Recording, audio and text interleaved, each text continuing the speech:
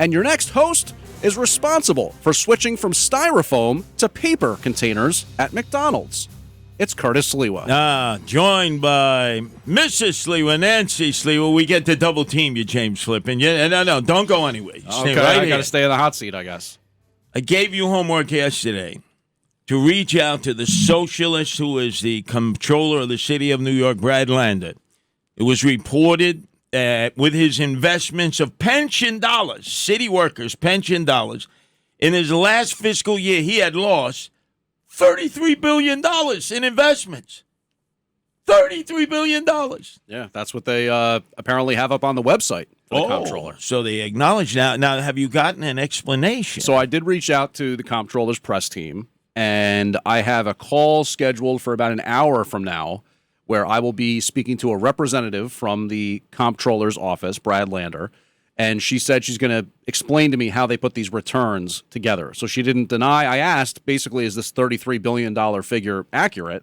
And she didn't, say yes or no. She said, I'll talk to you tomorrow, this was yesterday, about how we put these returns together. You mean how she'll give you some fiscal technology and try to explain how city workers and those who are already retired have now lost $33 billion in pension funds. First off, Nancy, who always does the deep dive, she's our attorney. She'll be on this. How many total dollars does Brad Lander have at his hands to invest? What's the total pension fund? It seems to be approximately $253 billion. $253 billion, and he lost $33 billion. And actually, last year, they paid out to the Wall Street money managers to advise them on this great stocks, I guess, $1.7 billion in fees. So we should get our money back. Obviously, they gave us bad advice. Or is the socialist Brad Lander, who doesn't know how to invest money in a capitalistic marketplace? Weren't you saying towards the end of the year Wall Street has never been a hotter place to invest? I think the S&P 500 touched a record high, as a matter of fact, towards the end of the year. Can you please don't be nice with them? No, well, I told you yesterday what I wanted to ask about, which is that, under the previous mayor, they talked about getting out of fossil fuels with the pension funds. Go for it all. And since, Ukraine, Russia, the oil prices have been popping off. All those energy stocks have been doing really well. So I don't know if that's why, in other words, they talk about those woke investments like environmental guidance and leadership and all this kind of stuff. I can't remember what it's called. So let me get this ESG. straight. So the Russians made money, the Iranians made money, but New York City's pension fund lost $33 billion. Well, look, I'm going to get an explanation for you in an hour from now. Do you notice how your other colleagues haven't even touched this story in the news business? How you haven't heard anything about this? Well, Noam and I were talking about it before I came on. All right. Well, this is our news director. And then after his conversation, Nancy is going to return to us on Thursday. You'll do the deep dive. You'll go in and you'll analyze where all these losses are. Meantime, I have more homework for you. You ready, Mr. Jersey guy, Mr. Bloomfield? Sure.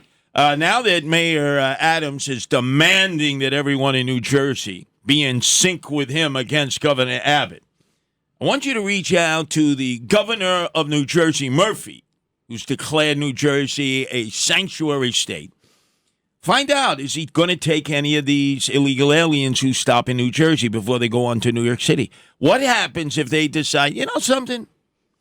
I'm not going to go to New York City. I'm going to stay here in Jersey City. I'm going to stay in Hoboken. Why the hell anybody would want to stay in Secaucus is beyond me. But let's assume they want to live in the Frank Lautenberg station there like Richard Kramer did for years and always sued the state, a homeless guy. I want you to do some homework because clearly they don't seem to be sympathetic or empathetic to Eric Adams, who we're going to discuss later on. I want you to call Ravi Bala, the Sikh mayor of Hoboken, who now wants to replace Bobby Menendez Jr., the evil seed of Bobby Menendez Sr. in Congress. I want you to contact, who is that? Who is the mayor of Secaucus there? Wrong way, Mike Donnelly? Is that it? Gunnelly, I believe it is. Whatever. Yeah. Contact him. And, of course, Steve Fulop, who wants to become the next governor to replace the other Goldman Sachs graduate, half in the bag, Murphy. And find out from Fulop, you're a sanctuary city. What are you going to do if these illegal aliens, they see the Empire State Building across the Hudson, and they say, no, we want to stay right here in Jersey City on Grove Street? Mm-hmm. Can you come back to me tomorrow with some information on this? Sure thing. Yeah, I got so we've got the word on the New York City pension that we're going to try to figure out, and then we're also contacting these New Jersey officials concerning the buses being dropped off there and then hightailing it into New York. Want to bet they won't take any of the illegal aliens? Want to bet? I don't know. I think that maybe they might. You know, like a guy like Steve Fulop might look at that as a way to beef up his bona fides with the progressive left. Let's see. And then that'll make Eric Adams' day. Now get over there and start making your phone calls because you got homework to do by the time we return for the Rip and Read tomorrow.